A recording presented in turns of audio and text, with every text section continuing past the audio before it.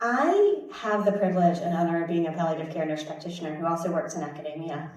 And in my clinical role now, I get to serve the underserved, where I get to harness really my understanding of medicine and create and frame that information in ways that my patients can truly understand how we can care for them and engage in this decision making that will truly impact the rest of their lives.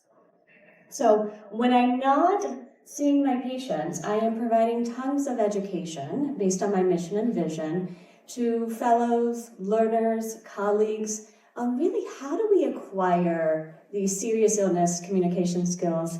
So really much like procedures, and I argue that with my surgeon and my interventional colleagues, these procedures that really impact kind of patient perception and understanding of all that we do. And so I always make, you would never want to be a student of mine. I always make my students really give me reflections on what their experiences are with communication with their patients. And so here is one that was particularly profound. I want to read that here today. So it's called The Silence in the Room. She sat across from me, clutching a piece of paper. Her eyes searched mine for something. Reassurance, clarity, maybe even a little bit of hope. I had said the words many times before, it's cancer. But this time it felt different. My words were too clinical, too rehearsed. And later, charting that communication, I realized I'd missed something. Not in the scan, not in the labs, but in human connection. And I felt like this reflection was so incredibly profound. And how can I, as an educator, as well as a passionate individual, really enhance my ability to increase the skills of my colleagues and creating meaningful connection with patients? And how does AI perhaps help me to be able to do that? So we'll explore that a little bit today. So when we think about the landscape of communication and what we do, I think if anything, this last day has told us that it's incredibly complex, right? We are engaging in shared decision-making conversations with patients, caregivers, teams, with information that may have little certainty, right? How do you navigate the gray without increasing anxiety, worry, and really impacting that patient's experience? We're breaking bad, sad, or unexpected news on a regular basis. And I've seen the impact of skilled delivery of news in both how the patients understand what is going on, but also how they cope with it. And it truly matters. Discussing prognosis is incredibly complex at times. And then how do we as clinicians really balance hope with what's achievable and what's realistic in this patient case?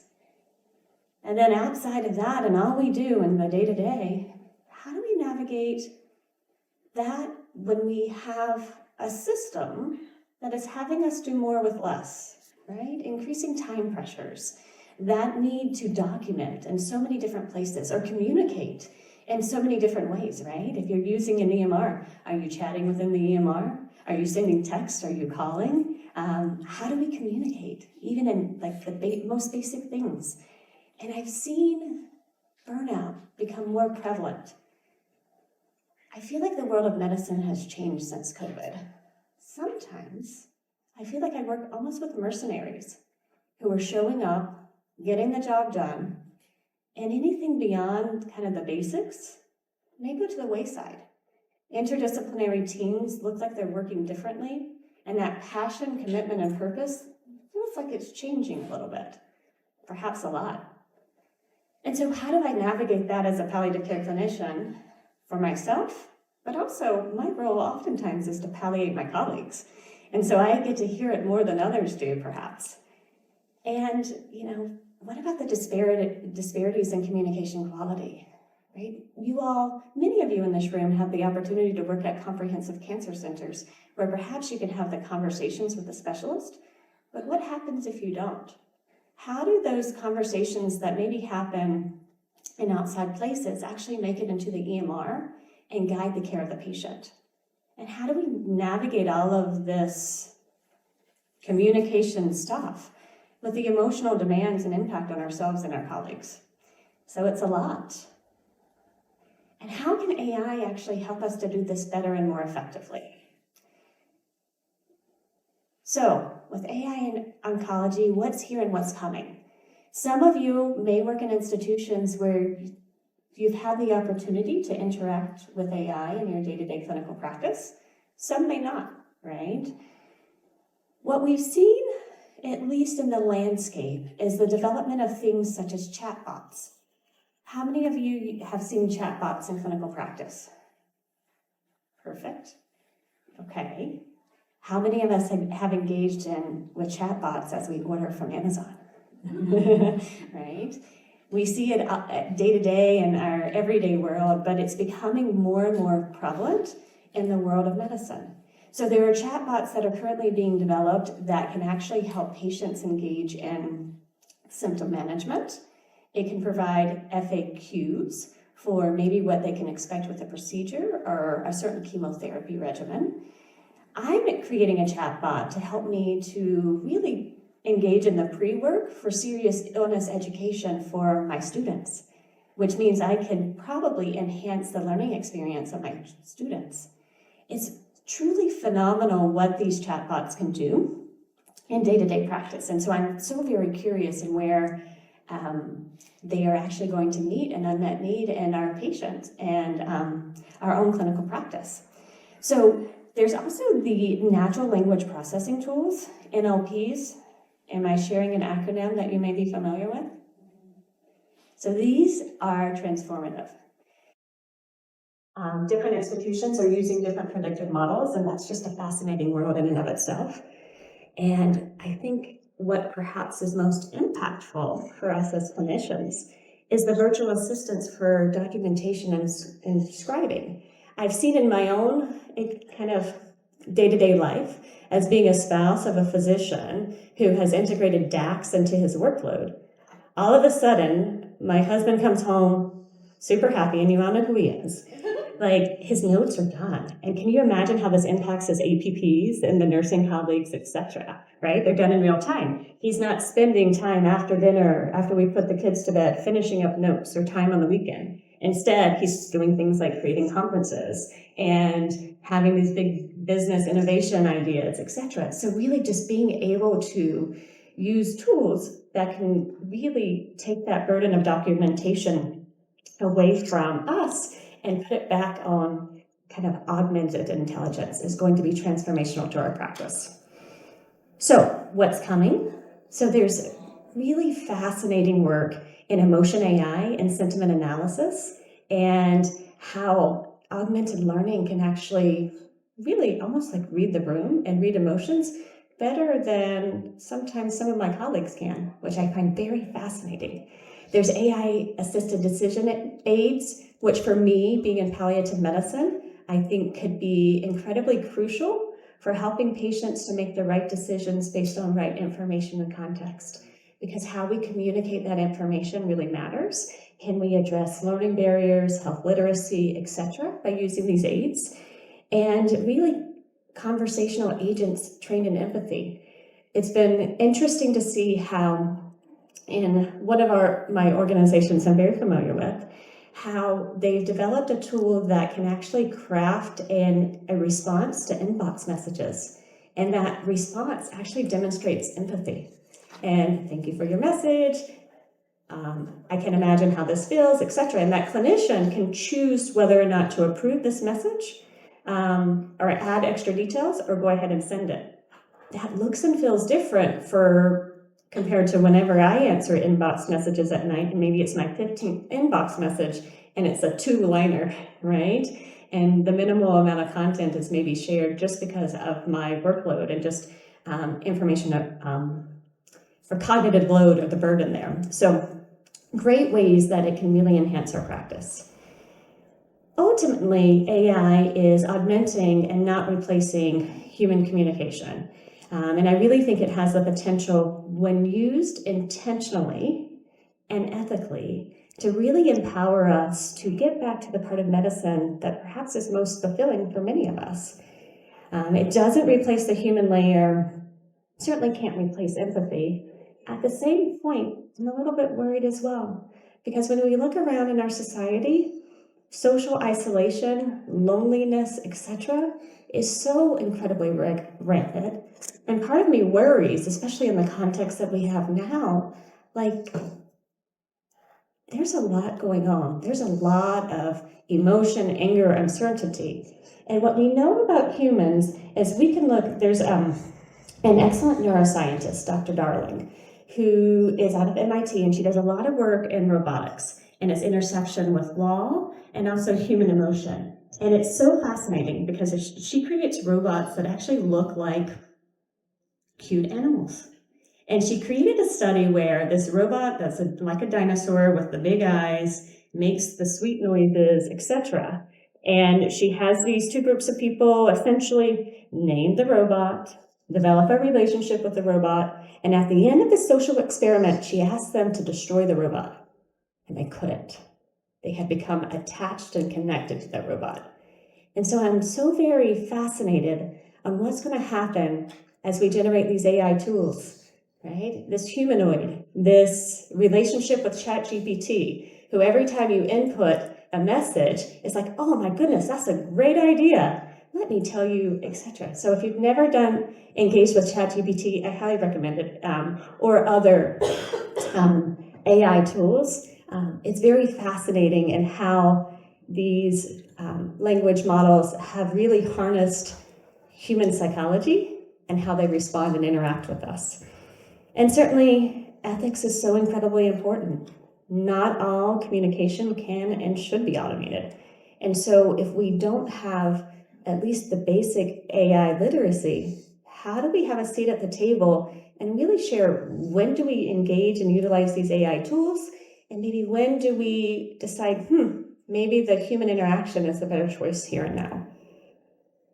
So the challenges and pitfalls, there's bias in AI, there's bias in being human, right? We know how our nervous system works. So how do we do the best we can to really eliminate this bias, especially if we become more dependent on AI as a way to really engage in decision making? And what about data privacy and trust?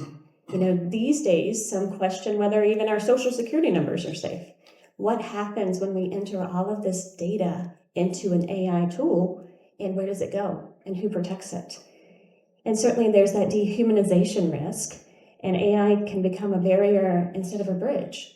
And so even things like phones, when we see our younger adults engage in phones and like texting and communicating, etc., sometimes I laugh. I'm like, what happened to that conversation with your peer when you invite them to go somewhere over the weekend, but instead you're texting? I see that also as I'm mentoring and teaching students, and they bring this into the clinical encounter. They're sitting in front of the computer documenting, they're checking their phone, etc., instead of actually engaging in that human connection and that conversation. So I'm very curious about what the future may bring there. So ultimately, we are coming to a time where really we're at a tipping point where we can identify that communication skills really still matter, and they matter more than perhaps before. And maybe AI can give us potentially tools in whatever form that we can communicate better with more intention. And I really see us as clinicians to kind of engage AI almost like a co-pilot, knowing kind of when do we harness its value and its ability to really kind of augment our own practice, and when do we kind of lead and say, I'm going to leave that behind. And how do we educate ourselves as well as our colleagues and our patients? Because AI literacy is incredibly important. And so with that, we're actually going to get to have a fun example of how AI can actually be integrated into practice with the use of a chatbot.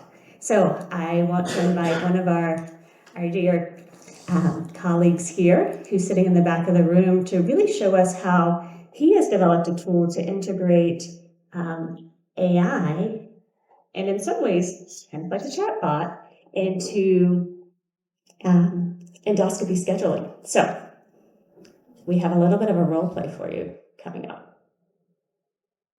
Thank you, Dr. Farfour. That was a really excellent lecture on a relatively difficult and emerging topic. So we have here Dr. Sial. And because role play is involved, that's why I've been called on the stage. All right. What do you got for us, Dr. Sial? Who? Who's calling? Who is calling? Thanks for asking. This is Angelica from Healthcare AI Clinic. Is James Marwood available at this number? Are you a telemarketer? No, I'm not a telemarketer. I'm calling from Healthcare AI Clinic regarding an important health-related matter for James Marwood. Is he available? Why you are calling me? I'm calling to schedule a colonoscopy consultation for James Marwood. Is it possible to speak with him now? It is possible, but not probable.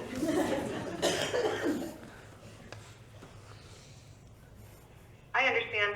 When would be a better time to reach James? You can also provide a different number if that's more convenient. Actually, I'm feeling quite lonely, so let's talk. I'm really sorry to hear that you're feeling that way. While I'd love to help, my focus is on scheduling and clinic-related matters. I'd encourage you to reach out to someone you trust or a support resource who can offer a listening ear. When would be a good time to reach James for his consultation details? But I need help now. I'm truly sorry you're feeling this way. Please know that you're not alone, and there are people who want to support you. I encourage you to call 988, the Suicide and Crisis Lifeline. Whoa, baby. This went in a whole different direction. All right, let's focus on the task at hand here, guys. Yes, I am James, not Marwood, Harwood, whatever. I'm Marwood. Great, thank you for confirming. Will you please confirm your date of birth for privacy purposes? August 15, 1978. Let's see what happens. Thank you for verifying your information, James. I'm calling on behalf of Healthcare AI Clinic to schedule a consultation before your colonoscopy. Is this a good time to chat a bit more about it? Is it with male or female physician? At the Healthcare AI Clinic, you may speak with multiple providers during this consultation. We have both male and female nurses and doctors available. Can I proceed to schedule the consultation for you based on your preference? Yes, please. Great, thank you for that. Let's find a suitable time for you. We have some options this week and the next. For this week, we have April 11th at 4 p.m. or April 12th at 10 a.m., 1 p.m., or 4 p.m. For the following week, we have April 15th at 9 a.m., 10 a.m., or 2 p.m. On April 16th, we have 1 p.m., 2:30 p.m., 4 p.m. Finally, on April 17th, I will take April 16th, 2 p.m. You're all set for April 16th at 2 p.m. Please remember to bring your insurance card. I have a question. Current medications to your appointment. I have a question. Sure, James. What would you like to know? Of course, James. What would you like to ask? Are you single? Oh, that's kind of you to ask. I'm just a virtual assistant. Oh, you're virtual, so you wasted my time. Okay. Answering it. Do I really need this exam? I understand your concerns. Colon cancer screening is very important for early detection, which significantly increases the chance of successful Do treatment. I need this exam? Yes, the screening is necessary. Early detection Okay. Is significantly this exam covered by Colon insurance? cancer. Yes, most insurances cover this screening. During your consultation, we'll verify your coverage. Do remember to How bring much your insurance cash should I bring with me? We'll verify your insurance coverage during the consultation. So the cost will How depend much on the cash specific- should I bring with me? We are in Vegas.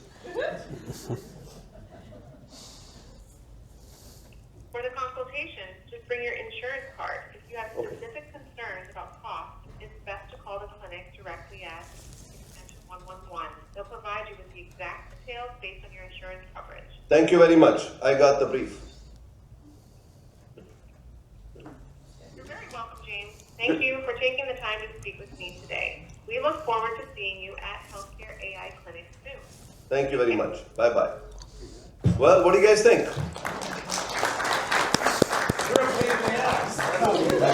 What do you say? What do you say? What do you say? Yeah, well, at least it's a relevant comment. I feel it performed pretty damn good. What do you guys think? 8 out of 10 for the technology? 9, maybe 10? I don't know. Who's for 8? 9? Wow! Maybe 10 is too perfect. So you have some more work to do. Yeah. So that's great, man. That's fantastic. Any questions anybody has around this conversation? Did we rehearse this? No. Okay. Any questions on either side? Be sensitive to my side. I'll give it a 10 because I think most humans would not have been that patient with you. Yeah. That is a true thing. Well, that was fantastic. For those of you who want to invest in this venture, please contact him offline. But I am truly impressed. That's really amazing. Absolutely. Yeah. All right, folks. Thanks again.